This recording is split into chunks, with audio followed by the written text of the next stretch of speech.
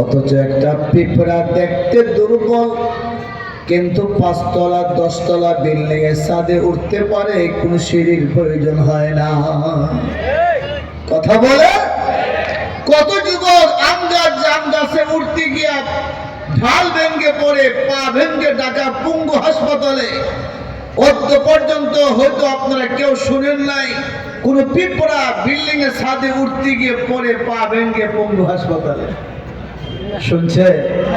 আমার রব বলে, বন্দা বুঝে নাও, পিঁপড়ার চেয়ে তুমি দুর্বল, পিঁপড়া তোমার চেয়ে অনেক অনেক সবল। কথা বলে ঠিক কিনা?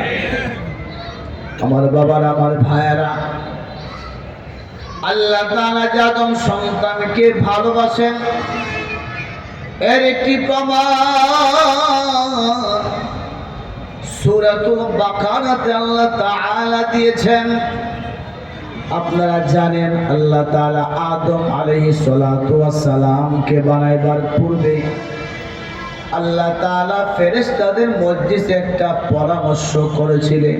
কথা বলে ঠিক কিনা? জবাব দিবেন বুঝে শুনে। ওই পরামর্শ মিটিংয়ে ফেরেশতা আদমের পক্ষে ভোট দিয়েছিলেন নাকি বিপক্ষে? আরো জোরে কম। ফেরেশতা জবাব দিয়েছে, আল্লাহ আদম বানায়ও না, এই জাতি ভালো হবে না, মারামারি কাটাকাটি খুনাখুনি করবে। আল্লাহ তাআলার কাছে আদমের সৃষ্টির পূর্বে ফেরেশতা জাতি আদমের গীবত করেছে, বদনাম করেছে। এই বিষয়টা আল্লাহ তাআলা সূরাতুল বাকারাতে বলেন, وَإِذْ قَالَ رَبُّكَ لِلْمَلَائِكَةِ إِنِّي جَاعِلٌ فِي الْأَرْضِ خَلِيفَةً قَالُوا أَتَجْعَلُ فِيهَا مَن يُفْسِدُ فِيهَا وَيَسْفِكُ الدِّمَاءَ وَنَحْنُ نُسَبِّحُ بِحَمْدِكَ وَنُقَدِّسُ لَكَ قال إني أعلم ما لا تعلمون।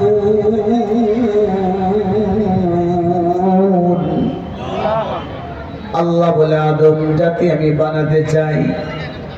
ফেরেশতা জবাব দিল, আল্লাহ এই জাতি ভালো হবে না, মারামারি কাটাকাটি খুনাখুনি করবে। আল্লাহ তাআলা জবাব দিল, ফেরেশতা আমি রব যেটা জানি তোমরা সেটা জানো না।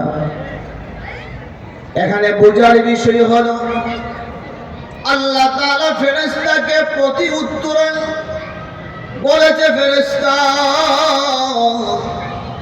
আমি আল্লাহ যেটা জানি তোমরা সেটা জানো না।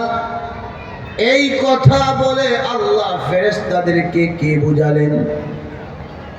মুফাসসিরে কেরাম লেখেন, বিশেষ করে আমার শাইখ ও মুর্শিদ আল্লামা শাহ আহমদ শফী রাহিমাহুল্লাহ এক বর্ণনায় বয়ানে তিনি বলেছিলেন, আল্লাহ তাআলা যে আদম জাতিকে সবচেয়ে বেশি ভালোবাসেন, এই ভালোবাসার প্রমাণটুকু দেওয়ার জন্য আল্লাহ ফেরেশতাদেরকে জিজ্ঞাসা করছেন, নতুবা আল্লাহ জিজ্ঞাসার কোনো প্রয়োজন ছিল না। কথা বলে ঠিক কিনা?